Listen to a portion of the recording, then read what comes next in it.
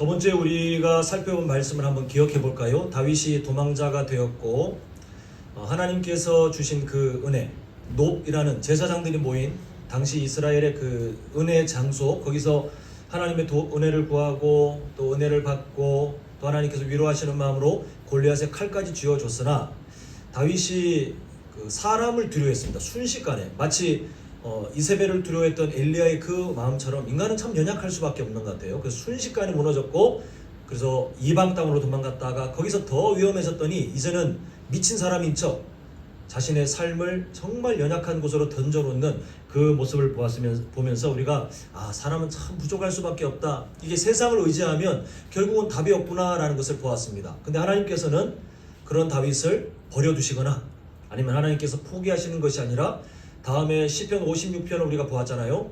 나중에 생겨난 그 고백을 보니까 다윗이 이 연약함을 경험하긴 했는데 나중에 오히려 이 연약함 때문에 결국은 하나님밖에 안 계셨습니다. 하나님을 의지했더니 내가 두려움이 없어졌습니다 라고 하는 진짜 살아있는 신앙 고백으로 자라가게 한 것을 하나님이 그렇게 인도하시는 것을 우리가 보았습니다. 그래서 하나님은 우리에게 여전히 연약함이 있어도 우리를 그냥 책망하거나 정죄하거나 무슨 우리를 심판하기 위해서 막 혈안이 되어 있는 그런 분이 아니라 연약함이 있어도 그 자리를 통해 우리를 더 성장시키시고 하나님의 마음을 깨달아 알아가는 그런 사람들로 인도하시는 사랑의 하나님이시라는 것을 우리가 살펴보았습니다.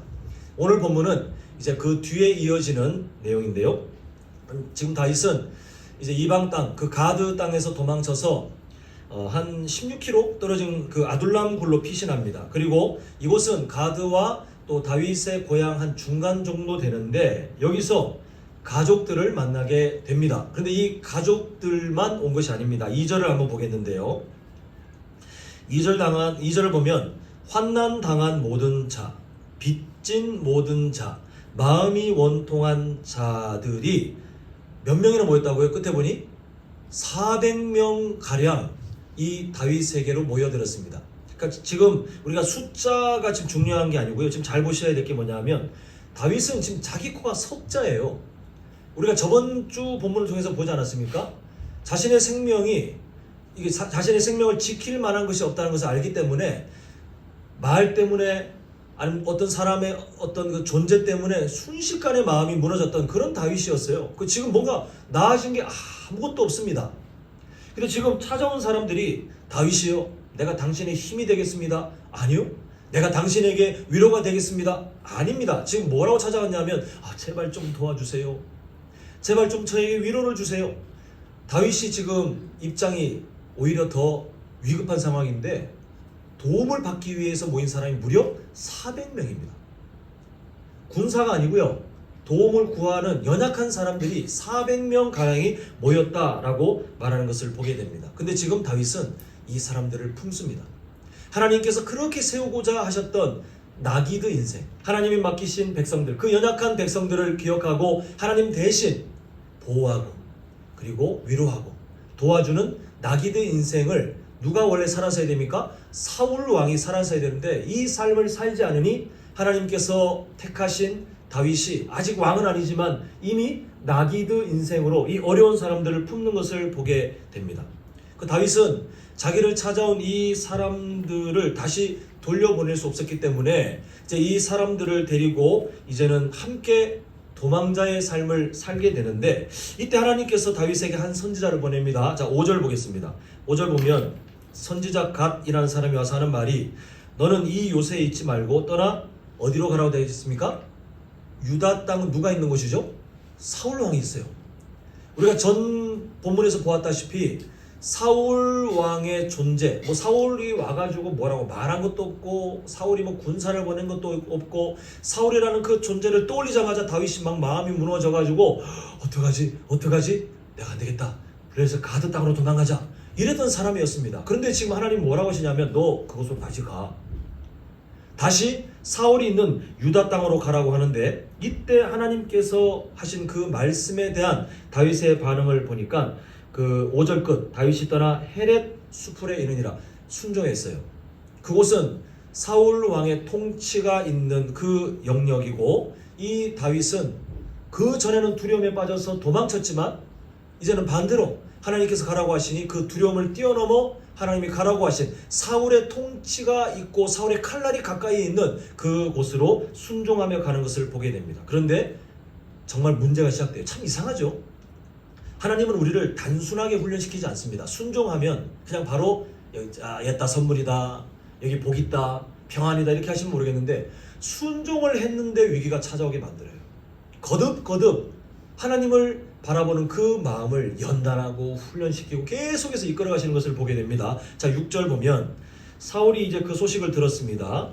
그때 중간 보니까요. 그때 사울이 기브아 높은 곳에서 손에 단창을 들고 이제는 뭐 다윗을 잡아 죽이겠다는 그 의지 아니겠습니까? 그리고 모든 신하들은 그의 곁에 섰더니 이렇게 되어 있는데요.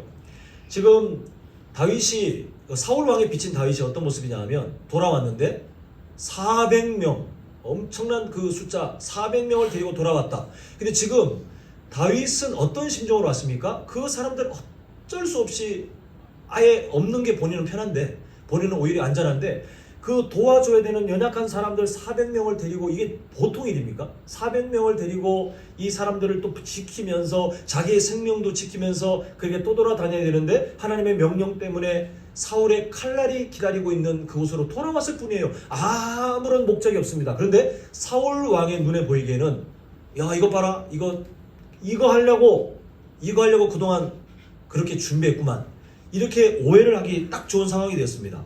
자 7절 8절을 보면 이제 그 마음이 드러나는데요. 7절 사울이 곁에 선 신하들에게 이르되 자 호칭을 잘 보십시오. 너희 베냐민 사람들아. 사울 왕이 베냐민 지파거든요. 자기 주변에 있는 사람들을 누구들로만 지금 뽑았냐 하면 자기가 믿을 만한 이 사람이 얼마나 하나님의 마음을 잃어버리고 오히려 두려움에 빠졌냐 하면 주변에 여러 사람들 여러 지파들의 인재들을 쓰는 게 아니라 다 자기가 믿을 만한 베냐민 사람들만 다 지금 주변에 포진해놨어요. 그래서 하는 말이 이스라엘 아들이 이세 아들이 너희에게 각기 밭과 포도원을 주며 너희를 천부장 백부장을 삼겠느냐. 자 8절에 사용된 단어를 잘 보셔야 되는데 너희가 다 공모하여 나를 대적하며 그 다음에 맹약하였으되 그런데 나한테 고발할 사람이 없고 나를 치려고 하는데 내게 알리는 자가 없다. 이렇게 8절이 맞춰지는 것을 보게 됩니다.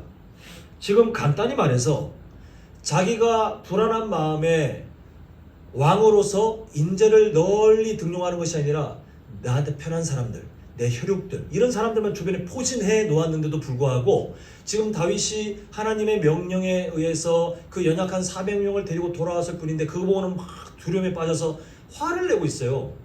너희들 지금 다윗이 너희들한테 뭐 한 자리 줄 거 아니야? 나니까 지금 그런 자리를 줬지. 다윗이 오면 너희들 아무것도 없어. 그런데 지금 아무도 이 사실을 알려주고 돕지도 않고 너희들 지금 나한테 반역하는 거냐? 지금 막 이렇게 막 화가 나 있는 게 지금 7절과 8절의 내용입니다. 아까 우리가 그 단어를 한번 봐야 된다고 그랬죠. 8절 처음에 공모하다라는 말이 있는데 이게 사울 왕이 만들어낸 가짜 감정이에요. 아무도 다윗과 공모한 사람이 없습니다. 그저 하나님이 가라고 해서 왔을 뿐인데 지금 다윗과 짜고 쿠데타를 일으키려고 밖에서는 400명이 안에서는 지금 누가 자기에게 달려들지 모른다는 그 두려움 때문에 누가 지금 공모했지? 이렇게 하는데요. 이 단어가 또 쓰여지는 것을 보게 됩니다. 13절에 가보면 이 단어가 또 제사장들에게 공모하다라는 말을 쓰면서 의심해요. 공모한 적이 없습니다. 그런데 의심을 합니다. 이때 이 뒤틀린 사울 왕의 불타는 마음에 기름을 붓는 사람이 등장합니다. 자 9절 10절 보면요. 9절 그때에 에돔 사람 도액이 사울의 신하 중에 있었더니 기억력이 좋으신 분들은 언제 이 사람의 이름이 드러났는지를 아마 아실 텐데 다윗이 도망자의 신세로 출발할 때 그 첫 순서에 멀리 도망친 것이 아니라 제사장들이 있는 높이라는 땅에 가서 하나님의 은혜를 먼저 구했던 것을 우리가 보았지 않습니까? 근데 그때 성경은 뭐라고 말하냐면 마침 그때 이 도액이라는 사람이 우연히 거기 있었다라고 말하고 그 사람을 보자 이 다윗이 마음이 무너져가지고 야 큰일 났다. 이제는 사울 왕한테 보고 되겠다. 이걸 두려움을 가지고는 블레셋 땅으로 도망가게 된 계기가 이 사람이었어요. 그런데 이 사람이 정말 다윗이 걱정했던 것처럼 이 사울왕이 막 분노에 사로잡히고 의심에 사로잡혀서 그냥 모두를 괴롭게 하고 있는 그때 나와서 하는 말이 쉽게 말하면요. 아히멜렉이 있잖아요. 왕이시여. 아히멜렉이 다윗을 돕고 칼까지 줬습니다. 그래요. 제가 다 봤습니다. 고자질을 하게 됩니다. 그때 이 사울 왕이 뭐라고 명령을 내리냐면, 자 17절 한번 보겠습니다. 왕이 좌우의 호위병에 이르되 돌아가서 여호와의 누구를 죽여요? 자, 지금 이스라엘은 다른 나라와 다릅니다. 그냥 어쩌다가 힘 있는 사람이 왕이 되고 그 중에 어쩌다가 왕의 마음을 편하게 할 어떤 종교인들을 세우는 일반 나라가 아니라, 하나님은 아예 하나님이 먼저 국민을 만들고요, 나라를 딱 세우신 다음에 그 다음에 뭐라고 하시냐면, 너희들은 나에게 제사장 나라야. 뭘 강조하셨냐면, 제사장이라는 직분으로 이 세상에 살아야 된과 동시에, 또한 레위기를 보면 레위인들, 제사장들을 통해서 이 나라가 그렇게 살아가도록 만드셨더라는 거예요. 결국 이스라엘은 하나님께서 누구를 통하여 영향을 끼치고 누구를 통하여 하나님의 백성들을 계속해서 신앙교육을 시키는 나라냐면, 레위인들, 특히 제사장들을 통하여 그 영향력이 하나님께로부터 연결되어 백성들에게 다 골고루 이어지게 되는 것이 하나님의 계획이십니다. 그게 하나님의 통치 방식에 들어있어요. 그게 그런 나라예요. 근데 지금 사울 왕은 자신의 그 분노, 이것도 확실하지 않은 가짜 분노잖아요. 이 분노에 사로잡혀서 앞뒤 생각하지도 않고 제사장을 다 학살하라, 그런 명령을 내립니다. 그때 이 신하들이 뭐라고 말하냐면, 그 뒤에 보니까 여호와의 제사장들 죽이기를 싫어한지라. 신하들은 정상이에요. 이 사울 왕은 비정상. 근데 신하들은 겁에 질립니다. 어떻게? 신하들은 그래도 아는 거예요. 어떻게 이걸 우리가 이런 학살을 합니까? 그랬더니 이 사울 왕이, 신하들이 그렇게 하면 여론을 봐서라도 내가 좀 고민해보고 뭐 이렇게 좀 체면이라도 차릴 텐데, 그런 게 없습니다. 지금 브레이크가 고장난 차 같아요. 18절 보시면 왕이 이제 누구에게 명령을 내리냐면, 에돔 사람 도액, 고자질했던 그 도액에게 제사장을 죽이라 했더니, 이 에돔 사람은 지금 어떤 일 때문에 사울 왕의 신하로 들어와 있는 이방인이지만 하나님의 마음을 전혀 모르는 사람이었어요. 그래서 하나님의 마음을 모르는 사울 왕이 내린 악한 명령에 하나님의 마음을 모르는 사람이 이제는 적극 충성하여 제사장들을 학살하는 것을 보게 됩니다. 그래서 18절과 19절 보면 하나님께서 세우신 제사장들을 멸하고, 19절 보면 제사장들의 성읍 노의 남녀와 아이들과 젖먹는 자들과 소와 나귀와 양을 칼로 쳤더라. 이 잔인한 모습을 에돔 사람이, 그 도액이라는 사람이 했던 것을 보게 됩니다. 그런 말이 있거든요. 폭군 손에 들려진 권력은 국민에게 독이 된다, 이런 말이 있습니다. 권력이 나쁜 게 아니에요. 권력은 나라를 통치하기에 하나님이 주신 힘입니다. 그런데 폭군에게 들려진 권력은 국민들에게 독이 되는 게 있는데, 지금 사울 왕이 딱 그거예요. 하나님의 마음을 잃어버린 사울 왕에게 들려진 권력은 다른 사람의 독이 되고 다른 사람들을 해하는 것을 보게 됩니다. 이 학살의 틈바구니에 한 명이 도망쳐서 다윗에게로 찾아갑니다. 이 아비아달이라는 사람인데 아들이었어요. 아히멜렉의 아들인데요. 자 22절 보면 다윗의 고백이 어떤 방향으로 가는지 잘 보셔야 됩니다. 다윗이 아비아달에게 이르되 그날에 에돔 사람 도액이 거기 있기로 그가 반드시 사울에게 말할 줄을 내가 알았노라. 너의 아버지 집에 모든 사람 죽은 것은 사울 왕이 나빠서 그래 라고 하고 있습니까? 아니 뭐라고 하고 있습니까? 다 내 탓이다. 지금 상처 입은 학살을 경험한 그 사람에게 다윗이 왜 이런 말을 해야 됩니까? 다윗에게는 책임이 없잖아요. 그런데 다윗은 지금 하나님의 그 은혜를 떠났다가 자기 힘으로 블레셋 땅으로 도망갔다가 또 거기서 막 미친 척하면서 생명을 부지하려고 하다가 나중에 이게 아니구나, 하나님을 의지해야 되는데 그 은혜를 경험하고 다시 마음이 회복된 것 같아요. 그러더니 이 나기드 인생으로 400명도 품었죠. 그리고 도망쳐와서 학살의 소식을 전하는 사람에게 자신을 보호하고 자존심을 세우는 것이 아니라 다 내 탓이다 라고 하며 그 마음을 위로하고 끌어안는 것을 보게 됩니다. 이게 오늘 본문의 전체적인 맥락입니다. 사랑하는 성도 여러분, 우리에게는 어쩔 수 없이 신앙의 수준들이 다 차이가 나요. 물론 하나님이 보시기에 하나님의 거룩에 비하면 다 도토리 키재기겠지만 그냥 막말로 금방 지금 교회 와서 이 뭔지도 모르시는 어떤 새 신자가 있다면, 새 가족이 있다면 그분의 삶과 오랫동안 그 직분을 감당하며 그 신앙의 자리를 지킨 분의 신앙 수준은 차이가 있을 수밖에 없잖아요. 그리고 그 외에도 연수, 그 오래 다녔냐 뭐 짧게 다녔냐를 떠나서 하나님을 향한 그 삶의 태도가 사람마다 다 달라요. 그 신앙 수준을 우리는 볼 수가 없습니다. 만약 하나님께서 우리의 머리 가운데 우리의 오늘의 신앙 상태를, 현재 신앙 상태를 100점으로 환산해서 몇 점? 이러면 우리는 아마 다 집에 숨어 있고 싶을 거예요. 부끄러워서. 다행히 하나님은 우리가 성장하게 하시기 위해서 좀 감춰주시는 것 같아요. 근데 이게 하나님께서 우리를 드러내지 않고 기다려주시는 것인데 우리는 이걸 오히려 포장할 때가 있습니다. 내가 마치 괜찮은 사람인 것처럼. 신앙 수준을 이게 다른 사람들이 당장에 안 보이다 보니 포장하는데요. 그래서 이런 말이 가능합니다. 당장은 보이지 않지만 그러나 결국은 보이는 것이 그 사람의 신앙의 수준이다.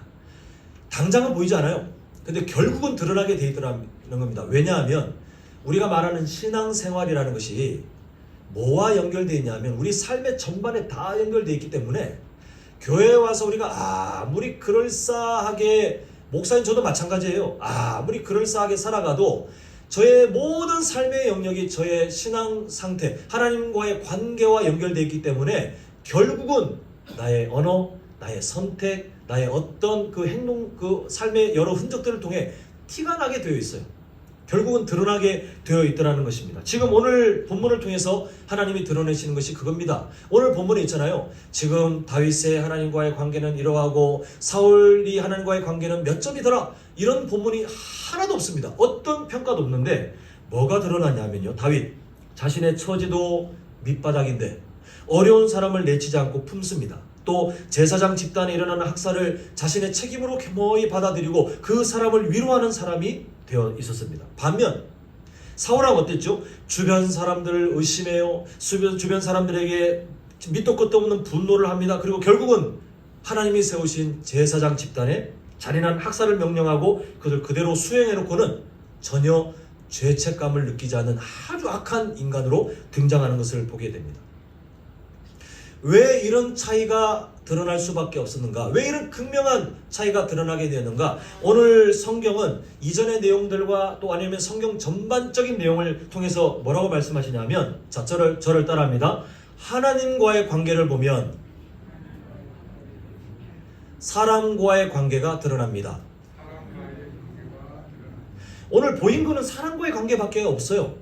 그런데 하나님께서는 그거 다 나에 대한 태도 때문에 그렇게 된 거야 라고 우리에게 그걸 드러내고 계십니다. 예전에 송곳이라는 드라마가 있었는데 혹시 보신 적 있을까 모르겠네요. 웹툰으로 유명했던 만화인데 이게 워낙 이슈가 되니까 드라마로 만들어졌는데요. 왜 그때 사회에 반영이 됐냐 하면 그럴싸하게 막 로맨스, 사람들이 보기에 달콤한 이야기가 아니라 노동자들 이야기예요. 근데 사회의 부조리한 모습들, 원래 힘 있는 사람들은 최대한 이익을 챙기려고 합니다.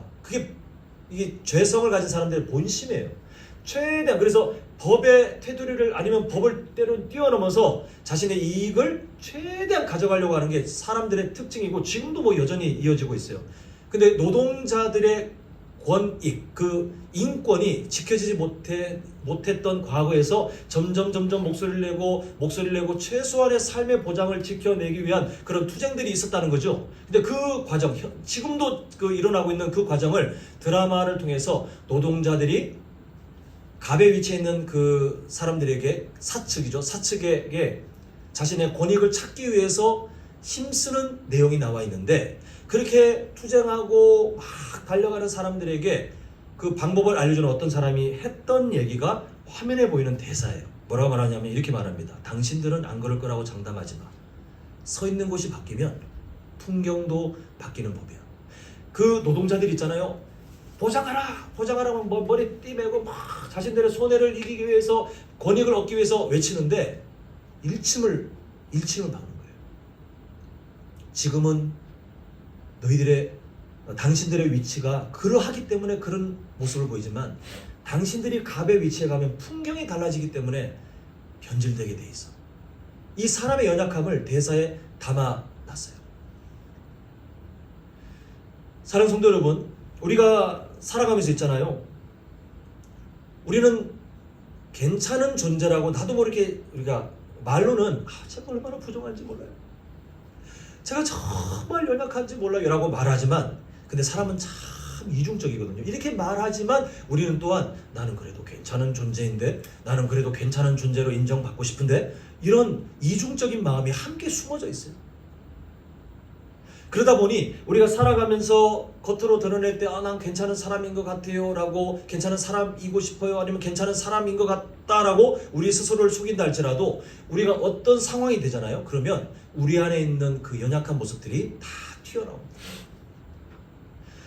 우리가 흔히 말하는 사회에서 갑질이라는 그 단어 있잖아요. 힘이 있는 자리에서 그러지 못한 사람들에게 내가 내 이익을 잃어버리지 않거나 아니면 내 권력이 그냥 귀찮아서 그 상대방을 힘으로 눌러버리는 그 갑질이라는 것을 어릴 때부터 교육받았을 것 같습니까? 과외를 해서 자, 갑질은 이렇게 하는 겁니다. 이런 방식으로, 자, 이런 마음을 꼭 가지시고, 그래서 매일마다 거울을 보면서 난 오늘도 갑질을 해야 되겠어 다짐하는 것 같아요? 아니요. 우리와 크게 다를 바가 없는 사람들이에요. 우리와 크게 다를 바가 없습니다. 그런데 우리가 만약에 대기업의 재벌의 몇 대 재벌 그런 자식들로 가면 우리도 똑같이 할 위험이 있더라는 거예요. 오늘 성경이 말하는 것이 그겁니다. 다윗과 사울 왕이 비교되고 있지만 성경은 다윗이 타고나기를 정말 선한 사람이기 때문에, 사울 왕이 타고나기를 정말 좋은 사람이기 때문이라고 절대 말하지 않고 있어요. 우리 성도님들의 삶을 크게 한번 비춰보셔야 됩니다. 우리 성도님들은 착한 사람이십니까? 아니면 나쁜 사람이십니까?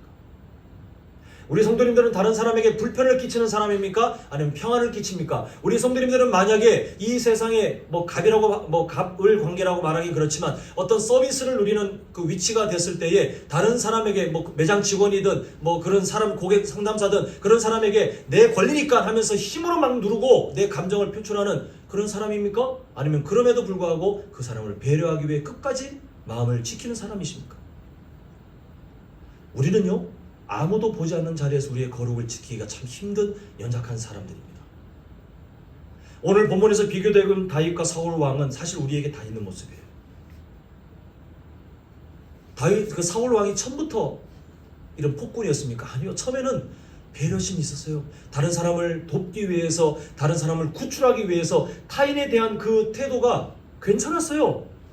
근데 언제부터 이 사람의 삶이 이렇게 무너졌습니까? 하나님을 존중해야 했던 이 사울 왕이 자신의 왕권을 지키기 위해서, 자신에게 빨리빨리 어떤 이익을 얻기 위해서 하나님의 마음을 잃어버리고 사무엘상의 주제를 따라 하나님을 존중하지 않는 삶을 선택했더니 본인이 일부러 노력한 게 아니라 그 삶이 타인에게 폭력을 가하고 타인에게 상처를 주고 타인을 버리는 그런 악한 사람으로 드러났을 뿐이에요. 자, 다윗이 지금은 오늘 본문에서는 참 하나님께서 비교군으로 괜찮은 사람으로 400명을 품고 그 학살의 원인을 자기에게 두면서 그 상대방을 위로하고 정말 괜찮은 사람을 등장하지만 우리 이미 잘 알잖아요. 나중에 하나님의 마음을 잃어버리니 충신의 아내와 바람나고 그걸 숨기기 위해서 그 충신을 잔인하게 죽이는 사람이 되었어요. 성경은요 우리에게 뭘 말씀하고 있냐면 다윗이 원래부터, 아니면 사울왕이 원래부터 착하고 나쁜 사람이기 때문에 그 성품을 따라 그렇게 되었다라고 하지 않고, 이 사람들이 바뀌잖아요. 자꾸 이 바뀌었던 이유가 뭐냐면 하나님과의 관계가 어떠한지가 우리가 다른 사람을 대하는 그 관계를 정하더라는 거예요. 지금 성경 그걸 말씀하고 있습니다. 이게 하나님께서 우리에게 문제 제기하시고 있는 공동체 안에서의 우리 삶의 모습을 보라는 방식이에요. 우린 다 괜찮은 사람처럼 보이시겠지만 사실 그렇지 않아요. 우리 말 때문에 상처를 준 사람들이 없을 것 같습니까? 가족들에게, 교우들에게 안 줄 것 같습니까? 우리가 세상에서 다 괜찮은 사람 같지요. 제가 아는 사람 중에 자동차를 파시는 분이 계세요. 최근에 통화하면서 안부를 물었습니다. 일하시는데 많이 힘드시죠? 제가 물었던 의도는 요즘 워낙 경기가 안 좋으니까 그 경제적 문제를 물었는데 그분이 바로 말하는 게 뭐냐면 신상들 때문에 미칠 것 같아요. 그런데 그 말 끝에 말이 저는 너무 힘들었어요. 특히 교회 다니는 사람들이 제일 악독합니다. 여러분 왜 그럴까요? 제가 아는 그분의 그 한정된 경험인 것 같습니까? 천만의 말씀이에요. 우린 지금 교회 안에 갇혀있고 우리끼리 은혜로다 할 그런 문화가 좀 있지만 세상은요 교회 다니는 사람들의 이중적인 모습에 이미 실망한 지 오래예요. 다른 사람에게 더 갑의 위치에서 힘으로 찍어 누르는 사람들 중에 높은 비율이 기독교인들입니다. 그래서 우리는 어떤 평가를 받고 있는 줄 아십니까? 사랑을 외치지만 그러나 사랑은 도저히 찾기 힘든 종교, 그게 기독교라고 평가받고 있어요.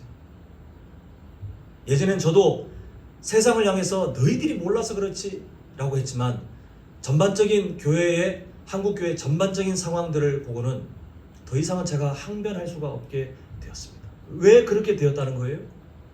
왜 그렇게 되었다는 겁니까? 지금 타고나기를 우리 성도님 중에 안 계시겠지만 다른 교회에 어떤 장로님, 어떤 권사님, 어떤 집사님이 어딘가에서 갑질을 하고 다른 사람에게 진상짓을 하면서 어떻게든 내 권리를 찾아내기 위해서 막 그렇게 사람의 악한 모습을 드러내고 있는 그게 그 위에 부모님이 가르쳐서 그렇습니까? 너 꼭 그렇게 살아야 된다? 아니요. 우리는 누구에도 그렇게 배운 적이 없어요. 근데 왜 그게 자연스럽게 나옵니까? 왜 그런 위험성이 있습니까? 오늘 화면에 있는 그 내용이에요. 자, 한번 같이 읽어보겠습니다. 자, 시작. 하나님과의 관계가 뭘 정해요? 사랑과의 관계를 정합니다. 저는 우리 성도님들이 다른 사람들에게 평안이 되셨으면 좋겠어요. 성도님들이 걸어가는 자리마다 사람들이 생각하기를 뭐야? 저 사람은 부처야? 제가 지금 부처라는 말을 쓰는 이유를 이해해 주십시오. 세상 사람들의 표현은 그거밖에 없습니다. 저 사람 부처야? 우리 성도님들이 걸어가는 자리마다 만나는 사람들마다 좀 이상하다 생각했으면 좋겠어요. 저 사람은 바보야? 그런데 우리가 그런 취급을 받더라도 근데 그 선한 취급을 받았으면 좋겠어요. 너무 내거 손해보기 싫어서 득달같이 달려가는 사람들 중에 왜 높은 비율로 우리가 기독교인들이 있어야 되겠습니까?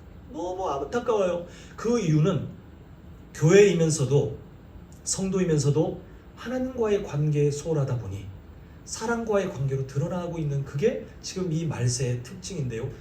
우리 교회는 그러지 않았으면 좋겠습니다. 우리 교회라는 집단의 이기심 아니면 이익을 챙기기 위해서 이 주변 지역에 피해를 끼치거나 아니면 대립하거나 안 했으면 좋겠어요. 그렇게 하시지 않지만 그런 일이 앞으로 평생 없었으면 좋겠습니다. 오히려 우리 교회가 손해보더라도 복음을 위해서 그냥 손해봤으면 좋겠어요. 우리 교회가 이 지역사회에 그냥 밑 빠진 독에 물 붓는 것처럼 우리가 할 수 있는 범위 내에서 뭔가 하더라도 나중에 그렇게 했는데 사람들이 인정하는 줄 아십니까? 전혀 인정하지 않아요. 오히려 더 내놓으라고 합니다. 제가 원래 꿈이 있었어요. 처음에 왔을 때 장로님들께 말씀드리는데 기억하실까 모르겠습니다. 이 지역에 어린이들이 많이 놀더라고요. 막 이 도로에 뛰어다니는데 제 꿈이 꿈이 있었는데 뭐냐면 어린이 도서관 우리 교회 공간이 있으니까 좀 잘 꾸며서 아이들이 와서 여기서 공부도 하고 책도 보고 그렇게 이 지역사회를 섬겼으면 좋겠다 생각했어요. 우리 교회 예산이 많이 투입되고 이익 사업이 아니니까 많이 손해가 계속 되겠지만 그렇게 그 아이들에게 정기적으로 만나면서 우리가 추후에 복음을 전할 수 있는 관계가 되면 한 사람이라도 구원하면 그거 정말 대박 아닙니까?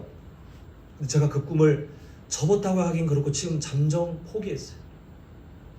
왜냐하면 누군가가 그 커뮤니티에 쓴 글을 봤는데 어린이 도서관, 작은 도서관 했다가 이제는 마음의 상처를 받아서 교회 목사님이에요. 더 이상 못하겠다라고 하시더라고요. 왜냐하면 호의를 베푸잖아요. 그러면 우리는 은근히 기대합니다. 누군가 고마워하고 그래도 이걸 누리면서 그래도 여러분들 참 수고해주셔서 감사합니다라고 할 것 같잖아요. 아니요. 세상 사람들은 오히려 그 호의를 권리로 인식하고 더 진상짓을 하더래요. 교회가 뭘 잘못을 했습니까? 그 지역사회를 섬기기 위해서 그냥 그렇게 섬기고 돈을 투자하고 그렇게 그 일을 하면서 아이들을 섬겼는데 오히려 어린이 도서관을 하고 있는 그 목사님의 마음에 지속적으로 상처를 주는 지역 사람들이 나중에는 교회까지 욕을 해요. 그만두고 싶다라는 글을 본 적이 있어요. 제가 겁이 났어요. 그냥 그게 현실이기 때문에 그냥 무턱대고 장로님도 우리가 합시다. 아이들을 섬기시다 했다가 그 현실을 마주하고 과연 우리 교회가 할 수 있을까? 그런 겁이 나서 지금은 잠정 내려놓은 상태예요. 하나님이 어떻게 하실지 모르겠지만 세상이 그러합니다. 근데 우리는 그럼에도 그 세상 속에 사랑과의 관계를 통하여 예수님의 그 향기, 하나님께서 주셨던 그 우리가 먼저 받은 사랑을 우리가 흉내라도 내려고 고민을 해야 되는 게 교회이고요.